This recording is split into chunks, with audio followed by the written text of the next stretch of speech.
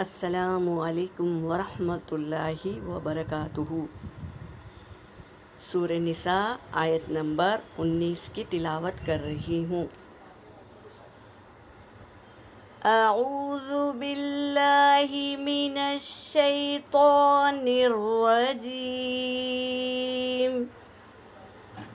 بسم اللہ الرحمن الرحیم۔ یا ایہا الذین آمنوا لا يحل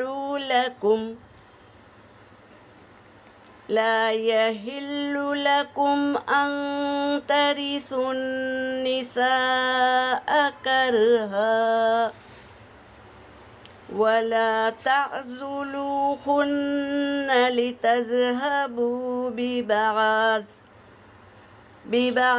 ما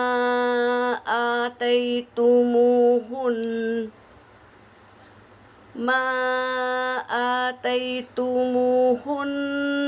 إلا أن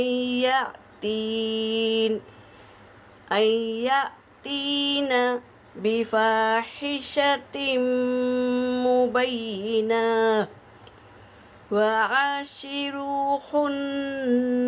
بالمعروف فإن كرهتموهن فعسى أن تكرهوا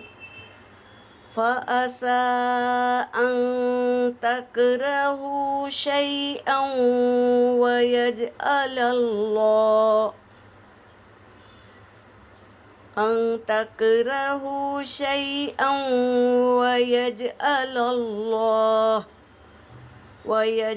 الله فيه خيرا كثيرا۔ صدق اللہ العلی العظیم۔ ترجمہ کر رہی ہوں۔ یا ایہا، یہ حرف ندا ہے۔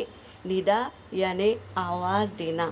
اللہ تبارک تعالیٰ آواز دے رہے ہیں۔ الذین آمنوا، یہ منادا ہے جس کو اللہ تبارک تعالیٰ پکار رہے ہیں، اسے منادا کہتے ہیں۔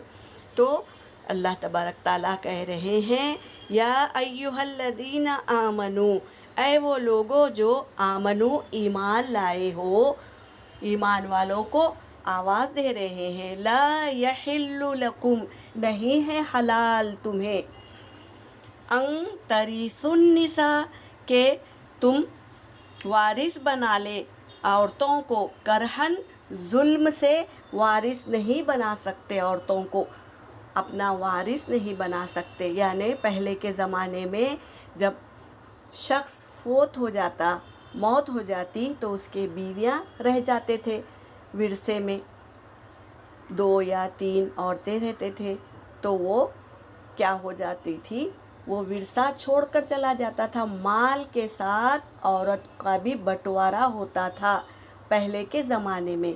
اللہ تبارک تعالیٰ نے سورۃ النساء لا کر بتا دیا ہے، عورتوں کو اس کا حق دلایا ہے اللہ تبارک تعالیٰ نے۔ تو یہ آیتوں میں کہہ رہے ہیں مال وارث کی امانت ہے، عورت نہیں، وہ انسان ہے، اس کا بٹوارا نہیں ہوگا۔ یا یہی بتا رہے ہیں کہ تم عورتوں کو وارث نہ بناؤ کرہن، ظلم سے، وَلَا تَعْضُلُوهُنَّ، اور نہ تم انہیں نکالو، لِتَذْهَبُوا، تاکہ تم لے لو، بعض ما آتَيْتُمُوهُنَّ، بعض مال جو تم نے دیا ان کو۔ اب یہاں پر کیا بات آ رہی ہے، جب ایک شخص نکاح کر کے ایک عورت کو اپنے نکاح میں لے آتا ہے اور وہ دونوں حلال ہو جاتے ہیں ایک دوسرے کے لیے، اب وہ کیا کرتے ہیں، ہنسی خوشی سے اپنی زندگی گزر بسر کرتے ہیں، معروف طریقے سے، پیار محبت سے، جس طرح اللہ نے حکم دیا ہے اس طریقے سے۔ پھر ان دونوں کی اولاد ہوتی ہے۔ اب اولاد ہونے کے بعد ذمہ داری بڑھ جاتی ہے شوہر کی، اور عورت پر بھی ذمہ داری بڑھ جاتی ہے، راتوں کو جاگنا، بچے کو سنبھالنا، اس کی نگرانی کرنا، اور شوہر کو دیکھنا اور گھر والوں کو دیکھنا، اس کی بھی ذمہ داری بڑھ جاتی ہے، اور وہ عورت بھی کیا ہے، ذمہ دار والی ہو جاتی ہے، اور شوہر کو بھی زیادہ کمانا پڑتا ہے، اولاد ہو گئی، اس کے علاج کا خرچہ، بیماری کا خرچہ، بہت سارے خرچے جو ہے وہ مرد پر بھی لازم ہو جاتے ہیں، تو وہ کمانے کے لیے زیادہ محنت کرتا ہے تو وہ بھی چڑچڑا ہو جاتا ہے۔ ایسے وقت میں ہمیں معروف طریقے سے زندگی گزارنا ہے، جیسے کہ جب شوہر گھر پہ آئے تو بیوی کو چاہیے کہ اسے مسکرا کر دیکھے، اور وہ مسکراہٹ شوہر کے لیے ساری تھکن دور کر دیتی ہے۔ حدیث پاک کا مفہوم ہے نا کہ جب ایک عورت اور ایک مرد یعنی بیوی اور شوہر ایک دوسرے کو مسکرا کر دیکھتے ہیں تو اللہ تبارک تعالیٰ بھی عرش پر مسکراتے ہیں، کیونکہ اللہ کو بہت پسند ہے یہ رشتہ جو اللہ نے بنایا ہے۔ تو ہمیں کیا کرنا ہے، اس رشتے کی عزت رکھنا ہے۔ جب بھی مرد تھکا ہوا نظر آئے تو ہمیں مسکرا کر دیکھنا ہے تاکہ اس کی تھکن دور ہو جائے، اور شوہر کو یہ چاہیے کہ گھر میں جب آئے تو بیوی کو کی حالت پوچھے اور اس کی کیا ضرورت ہے اس کو پوچھے اور اس کو ادا کرنے کی کوشش کرے، اور اس کی تھوڑی سی ذمہ داری لے لے، تھوڑے وقت کے لیے ذمہ داری خود بھی سنبھالے، تاکہ عورت کو سمجھ میں آئے کہ میرا شوہر میرا سیدھا ہاتھ ہے، یعنی میرے لیے ہے کوئی فکر کرنے والا اور میری خبر لینے والا۔ یہ احساس ہم میں ہونا چاہیے۔ اگر نہیں ہے تو اب یہاں پر کیا کر رہے ہیں، اللہ تبارک تعالیٰ انصاف دلا رہے ہیں، انہیں گھر سے بھی نہ نکالو۔ اب تھوڑے دن ہونے کے بعد اولاد پہ اولاد ہو جاتی، ذمہ دار بڑھ جاتی ہے، عورت پر بھی اور مرد پر بھی، لیکن مرد سمجھتا ہے کہ میں ہی سب کچھ پورا کرتا ہوں، یہ سمجھ کر وہ عورت سے نفرت کرنے لگتا ہے، اور نفرت کرتے کرتے وہ عورت کی بات کو بھی پسند نہیں کرتا، اسے جھڑکی دیتا ہے اور اسے کچھ اہمیت ہی نہیں دیتا، اس کو کچھ سمجھتا ہی نہیں۔ وہ سمجھتا ہے کہ میری آزادی ختم ہو گئی اس عورت کی وجہ سے، حالانکہ تمہارے رشتے کو جوڑ کر وہ عورت نے اولاد کو جنم دیا، اس کی بھی ذمہ داری اس عورت پر ہے، تو وہ عورت ان بچوں کو بھی سنبھالتی ہے، گھر والوں کو بھی سنبھالتی ہے، شوہر کا بھی ذمہ داری نبھاتی ہے، تو وہ کتنی ذمہ دار عورت ہوگی۔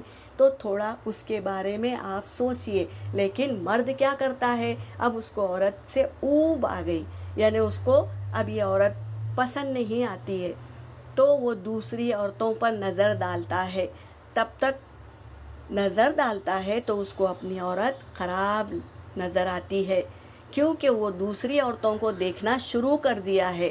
اب وہ عورت اس کو خراب نظر آتی ہے، اب چاہتا ہے کہ یہ عورت کو میں چھوڑ دوں۔ تو اللہ تبارک تعالیٰ یہاں بتا رہے ہیں کہ وَلَا تَعْزُلُوهُنَّ، تم اسے گھر سے نہ نکالنا، لِتَذْهَبُوا، تاکہ وہ لے لے بعض چیزیں ما آتیتموہن، جو دیا تم نے انہیں۔ اب عورت کو جو حق دیا شوہر نے محبت میں آ کے، زمین جائیداد میں بھی اس کا وارث بنا دیا عورت کو، اور مال بھی دیتے رہا، تو عورت کے پاس مال بھی ہے۔ اب اس کو افسوس ہوتا ہے مرد کو کہ میں نے کیا کر دیا، اس کو تو وارث بھی بنا دیا، اب میں اس کو نکال نہیں سکتا۔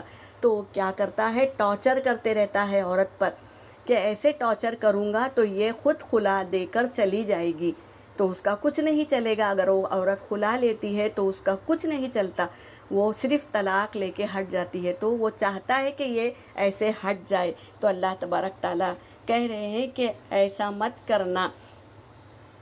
ہاں، اب یہاں پر ایسا مت کرنا شوہر کے لیے بتا رہے ہیں، جو تم نے اسے مال کا وارث بنایا ہے یہ تم لے نہیں سکتے۔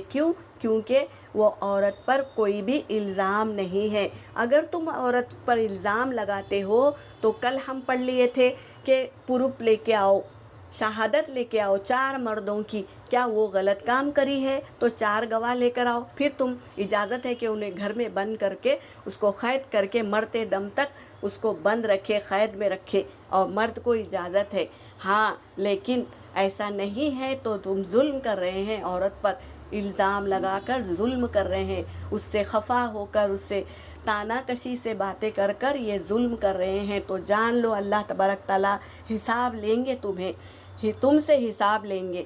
اب یہاں پر اللہ لا کر یہ بتا رہے ہیں، ہاں صرف ان یاتین بفاحشۃ مبینہ، اگر وہ عورت فاحشہ کام کرتی ہے، یعنی کھلی طریقے سے شوہر کو چھوڑ کر کسی اور شخص سے دل لگاتی ہے، تو یہ فاحش کام کر رہی ہے، پھر تم اس پر سب کچھ چھین سکتے ہیں، جو تم نے دیا وہ چھین سکتے ہیں، حق ہے تمہیں چھیننے کا۔ کیوں؟ کیونکہ اس نے فاحشہ کام کر لیا، شوہر کو چھوڑ کر گناہ کر لیا، کسی اور سے آشنائی کر کے گناہ کر لیا، اب تم وہ سب چیزیں چھین سکتے ہیں۔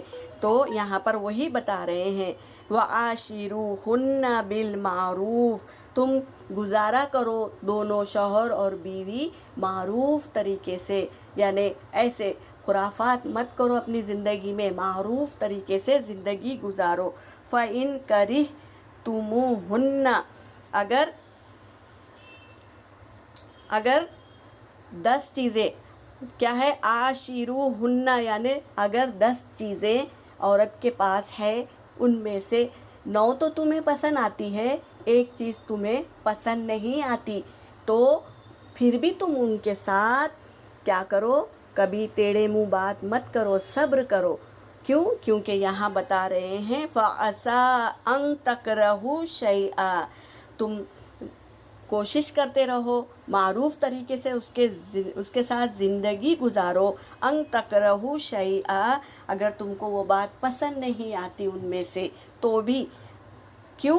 وَيَجْعَلَ اللَّهُ، اور اللہ بنا دے گا اس کو، جو تم صبر کر رہے ہو اس عورت کے ساتھ، اللہ بنا دے گا اس کو، فِيهِ خیرہ، اس میں خیر بنا دیں گے، کثیرہ، بہت خیر بنا دیں گے۔ یعنی اگر تم اس عورت کے ساتھ نہ چاہتے ہوئے، نہ پسند کرتے ہوئے بھی اللہ کے حکم کو پورا کر رہے ہیں، تو وہ تمہاری مغفرت کا ذریعہ بنے گا۔